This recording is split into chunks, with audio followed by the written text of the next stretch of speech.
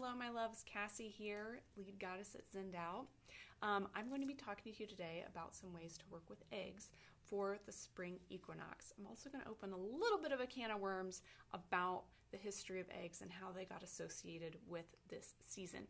So the spring equinox is on this Saturday, the 20th, and this is a special time of equal light and equal night. It is also the dawn of the fertile season. So it's the official welcoming of spring and the season of growth and fertility. So this is a great time to work towards manifesting your desires, birthing new ideas, and just creating fertile grounds to make moves and take some action, okay? So one of the goddesses associated with this holiday, which is also where the name of it comes from, so the other name for the spring equinox is Ostara. We get that from Eostra or Ostara, and this is a picture of her from the Goddess Oracle. It's one of my favorite oracle card decks. I'll link the name of the author of this below. And you can see she's got a hare in her lap and an egg in her hand. So you can see these are common themes associated with Eostra.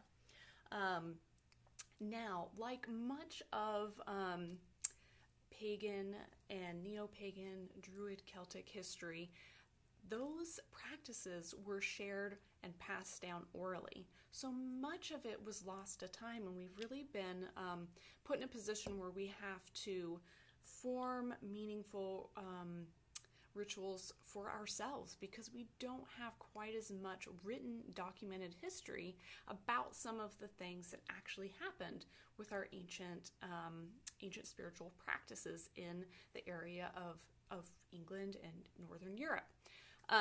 So you can see this as a blessing or a curse. You know, I choose to see it as a blessing and an opportunity to learn more about what these practices meant, find as much information I can, and most importantly, create meaning for myself around each of these holidays. So Ostara was actually not referenced in written history until 725 AD by a Christian monk named Bede. And this was the first time we have any mention of Ostara. So that's not to say that Ostara wasn't honored and venerated by our ancient ancestors in the areas of Northern Europe. It just means we don't have any written history of it, okay? So Bede mentions it, and then there are a few different stories that correspond the egg and the hare to Ostara. There is a story that the hare was out foraging for food. It was hungry, spring was coming, and it found an egg. And it brought that egg to Ostara as an offering for spring. So that's one way that we get the egg and the hare connected with Ostara. And then another one is that Ostara found a bird, and she turned it into a hare, and that hare, in its gratitude, laid an egg for her as a show of gratitude. So there are a couple stories that we have floating around in pagan mythology that discuss and kind of bring together this idea of Ostara and the egg and the hare. Now, I'm not going to dive into Eostra and the connection to Easter. That's a whole other can of worms for another day or for you to research on your own. But you can kind of see how much of the history that we talk about in pagan communities, it's really pieced together. And we don't know for certain what a lot of our ancient ancestors practiced. We have these oral traditions that we can lean on, and then we have written history again that was honestly written by a Christian monk. So it's really important to do a lot of your own research and decide what feels right and what works for you. But the point of this video is that the egg in general is seen as a symbol of creation and fertility and union really across the world. So for me, I believe that this symbol is still very relevant for this season, even if the connection of the egg to Ostara is somewhat loose, somewhat flimsy. The truth is that the egg is a symbol of fertility, growth, potential, and birth, which is what the energy of this season is truly all about. So you can find references to eggs used as a symbol of all of these things that I've already mentioned really all over the world, and I'm going into a little bit more detail on this on the blog. If you're interested to learn more and you have roots in a different area, I highly suggest that you look into it, because I'm sure you'll find some similar links to the egg and this season. So how can you work with the egg during the spring equinox to honor the energies of the season? There are a few ways. So first of all, I want to say, if you are vegan and you don't eat eggs, no worries.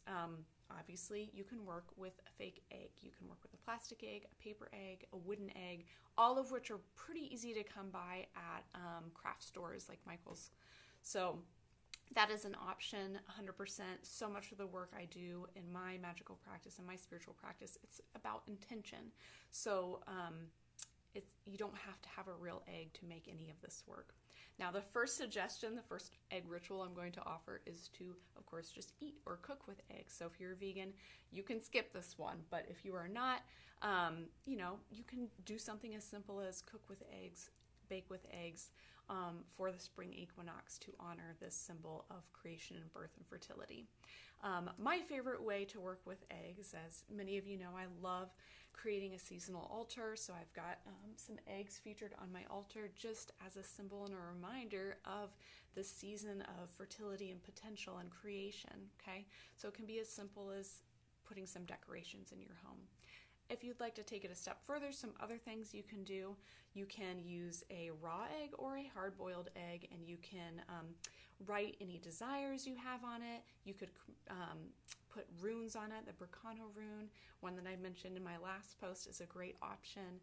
Or you could create a sigil, which we've got some videos and blog posts about that, and some past blog posts if you want to learn how to do that. And you could write any of those things on the egg.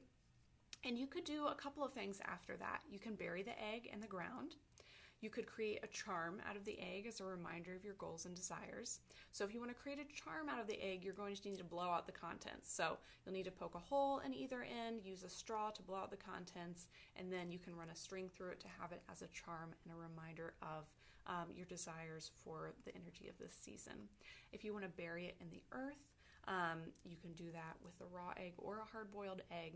And one way to really amplify this, if you decide to bury the egg, is to bury it with some seeds. So that way, as you see these plants grow, it can be a visual reminder of the manifestation and desires that you wrote on your egg and you placed in the ground, okay? So those are some really simple ways to work with eggs. Again, my favorite way is just to use it on an altar. It doesn't have to be any more than that. There are so many beautiful ways to connect with this season. And of course, always the best way to connect with any seasonal shift is to be outside and enjoy some time in nature. And the spring equinox is one of the most exciting times to do this, because spring is here, and so many of you, I'm sure, have been waiting for the warmth to come back. Now, here in sunny Arizona, I have not had that problem. We can be outside pretty much year-round, but if you are in a colder climate where you have more seasons, I'm sure you are ready to get outside. One last ritual you can try with your egg is to just simply place a hard-boiled egg out in nature as an offering for the goddess Ostara and and nature and the animals and all the life that is growing and expanding right now, okay? So I hope you enjoyed these. Again, like I said, the history of understanding and learning all of the history about eggs and the symbology of eggs, it is quite fascinating. So if you found this interesting, I definitely suggest reading the blog and then maybe doing some of your own research if you've got history and ancestry in different areas, because it really shows up all over. Okay, my loves, spring equinox blessings, Ostara blessings. I'm wishing you so much love, growth, and action and manifesting into your world during this season. And you can find it on the blog at zendout.com/blog, and we'll talk again soon. Bye.